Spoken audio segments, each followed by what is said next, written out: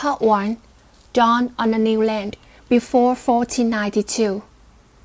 Close your eyes and imagine a vast land where winds scrape across endless grasslands, where majestic mountains rise against a deep blue sky and shimmering rivers wind like silken ribbons through valleys.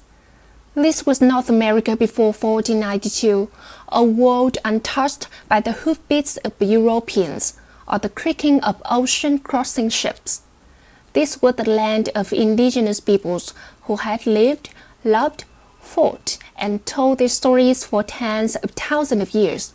The story of the United States begins here, not with Columbus's ships, but with the first human footprints on this land.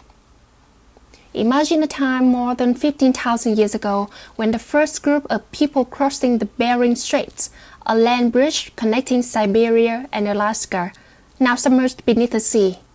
They were brave hunters, following the tracks of mammoth and giant bison.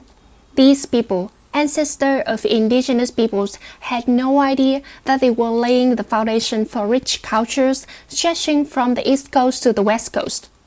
They settled, adapted, and created diverse communities, each with its own unique identity, harmonizing with nature as if they were a part of the earth and sky. In the southwest, imagine red cliffs glowing under the sun, where the Anasazi built homes of stone and adobe like cities suspended on cliff faces. They were skilled farmers, growing corn, beans, and squash in arid lands, using intelligent irrigation systems to transform the desert into green gardens. Petroglyphs tell the story of their lives, ceremonies under the moonlight, rain dances, and legends of gods who created the world.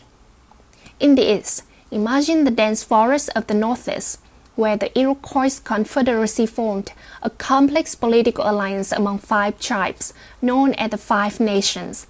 They met in long houses, where elders discussed peace, war, and the fate of their people.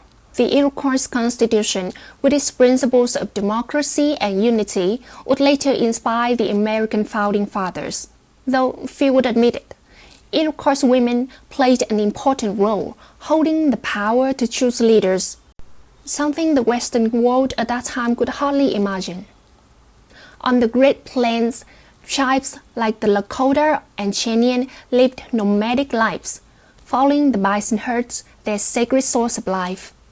Imagine an afternoon on the prairie with hunters on horseback, arrows flying through the air, and evenings by the campfire, where stories of heroes and spirits were told through songs. Teepees rose like small dots on the grasslands, symbols of harmony between humans and nature. In the southeast, tribes like the Cherokee and Creek built agricultural towns, with sprawling cornfields and complex ceremonies honoring Mother Earth. They had writing systems, laws, and trade alliances stretching for hundreds of miles. Imagine a Cherokee green corn ceremony where the entire community gathered, danced, and gave thanks for the harvest. The sounds of drums, singing, and joy filled the air, a reminder that this land was a place of life and connection.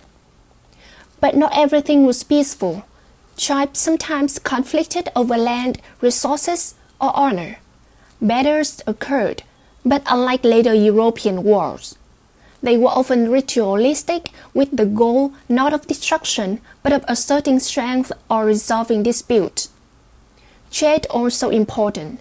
Tribes exchanged pearls, furs, and copper from mines in the Great Lakes, creating trade networks that spanned the continent. Imagine a moment on an early morning, while fog still covered the Mississippi Valley. A young girl from the Cahokia tribe stood atop a large mound, an earthen pyramid of the Mississippian civilization, looking down at a bustling city. Cahokia, at its peak, was a metropolis with tens of thousands of inhabitants, with squares, markets, and temples. The people here were not only farmers, but also architects, astronomers, and storytellers, recording their history through symbols and legends. This land, before 1492, was not a wilderness as later European explorer described it. It was a vibrant world with millions of people from hundreds of tribes speaking hundreds of languages and living in different ways, but all deeply connected to Mother Earth. They did not know that on the other side of the ocean, ships were setting sail, carrying dreams of gold, power, and conquest.